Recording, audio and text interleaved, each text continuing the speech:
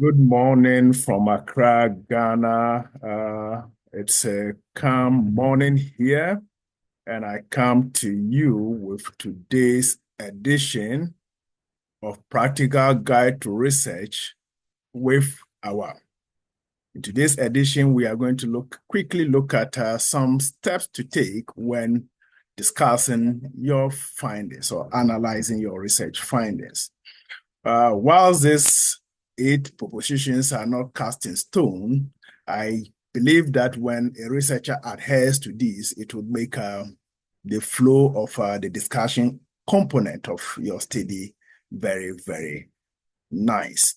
Nice in the sense that your readers would follow you, they will follow the sequence of your thinking, and then they would have a better appreciation of your study. So first, I suggest that you state the purpose of the study and what the study found in the first paragraph of your discussion.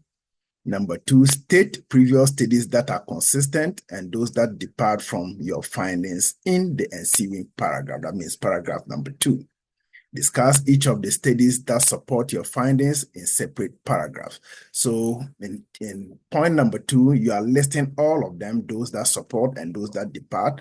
Then you start picking them one by one to discuss how they relate with your findings. After that, you note probable reasons for the similarities in findings. What could account for the similarities in the finding between your research and those of others?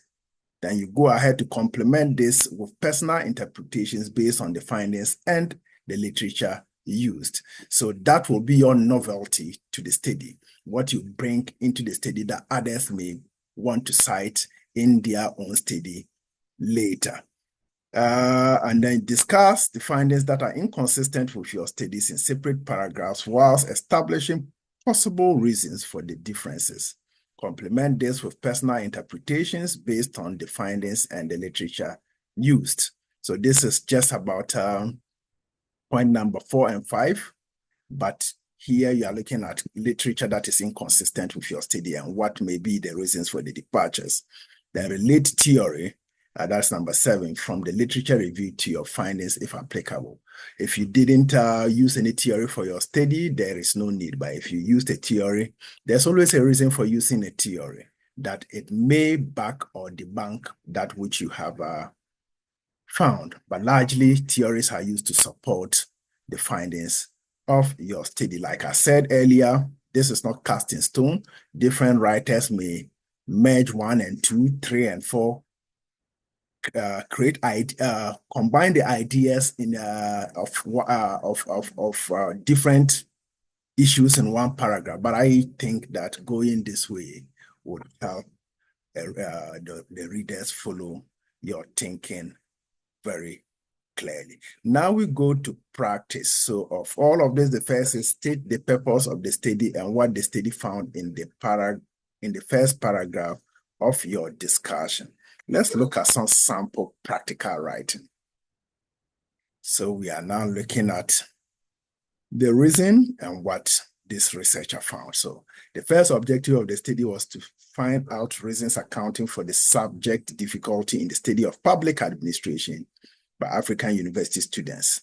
We found that African university students not having previous knowledge in public administration, syllabus being too wide, accounted for the concept difficulties in the study of public administration, as evidenced in figure 1. If you do not have a figure to show this is not applicable to the source document from which we took this practical component, it's right here. You can find it and then read the details.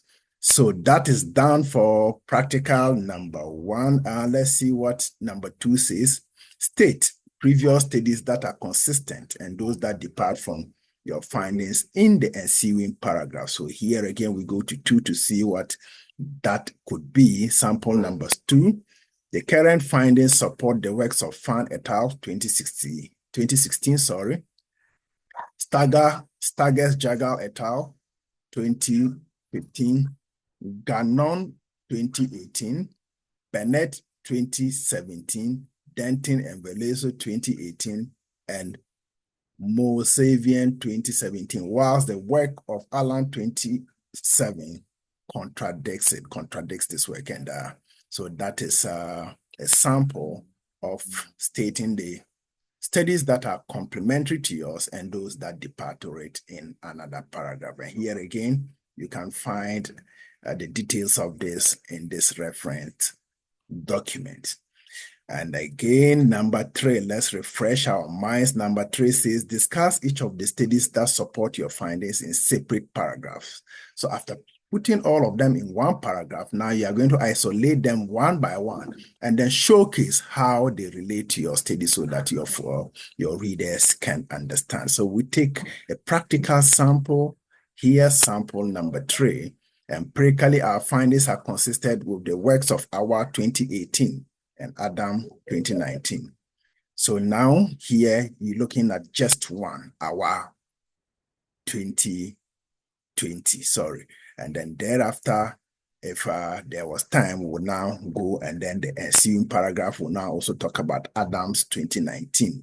But we are just using this to demonstrate taking them one by one. So here, the Awaah 2020 study showed that the experimental group mean of 22.20 and standard deviation of 5.10 significantly outperformed the control group of mean 20.45 and then standard deviation 8.01 in politics and bureaucracy. These findings show the potential of the cultural to contextual approach in improving undergraduate students' performance in selected difficult concepts in public administration.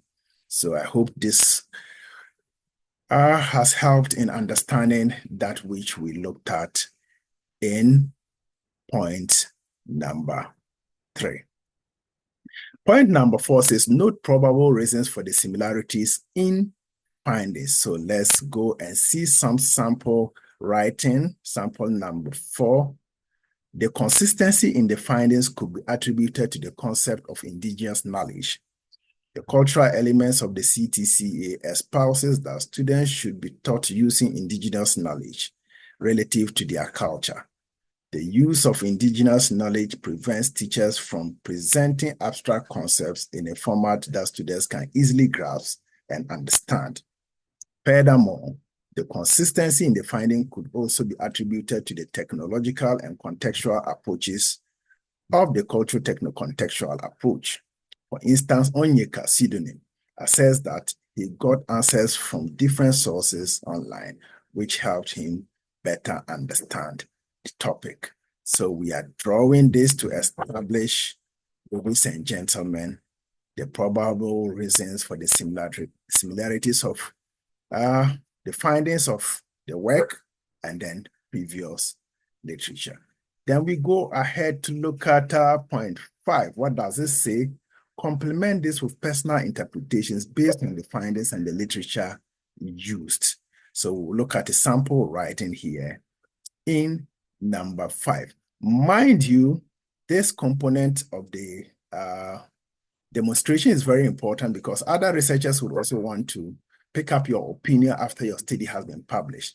And largely, apart from the findings that are yours, others are backup literature that you would have used from others. So this individualized interpretation helps your study to be rich, and it's part of the novelty of your study, apart from the traditional findings, and this is what other researchers may be looking out for.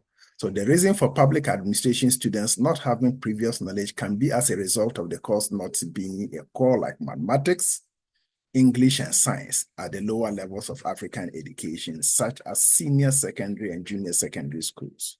Also, it can be attributed to the very technical and perceived governmental nature of public administration, which does not expose many students at earlier stages of their education to what pertains to the public sector, either in practice or in teaching. The full study is here, and you can find it just ethical reasons and referencing all of this. So what is next? 6, discuss the findings that are inconsistent with your studies in separate paragraphs, whilst establishing possible reasons for the differences. complement this with personal interpretations based on the findings and the literature. And here it's just the opposite of the studies that are consistent with yours. So you go ahead to tell us the studies. Now you now break down the studies in paragraphs that are inconsistent with yours and why you think they may be, why those differences may have existed. And a lot of times it could be as a result of differences in sample size, differences in the locations of the study, even the participants. Some could be of tertiary and others could be in senior high school. Age differentials, a myriad of factors could account for the differentials. And you as a researcher would have to be able to tell us what may have accounted for the differences in the study. And here, I think I haven't cataloged any example because the expectations are that you would use the opposite of the studies that are consistent to the idea or the sample of the studies that are consistent to guide you in what is not consistent. So I say, please apply sample 5 in the reverse. Then finally, number 7 talked about literature theory. Relate the theory from the literature review to your findings if applicable.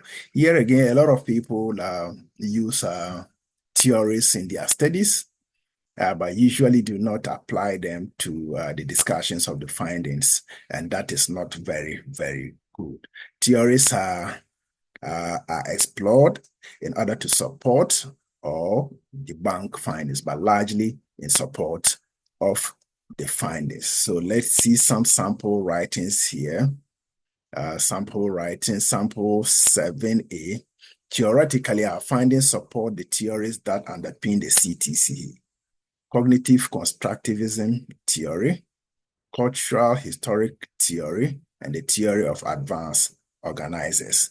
And it goes on and on and on and on. For instance, the cognitive constructivism theory in education recognizes students' understanding and knowledge based on their experience before entering school. This is reflective in the performance of the CTCA group on the lecture method, since the CTCA group had prior knowledge as a prerequisite for a study. Yeah, it goes on, and then the reference is here. Then I catalog the second example or sample. This finding is consistent with the propositions of Piaget's cognitive constructivist theory. Learners construct their knowledge. They build their knowledge through experience. They construct schemas, mental maps of the world due to their experiences. Learners with existing knowledge go through assimilation to learn new information, which is easier than the accommodation that learners without existing knowledge go through. So this also is an example of how to tie theory to your findings. And ladies and gentlemen, thank you so much for spending some time with me today on how to analyze or discuss our findings. And we'll meet again in yet another edition very shortly. Thank you.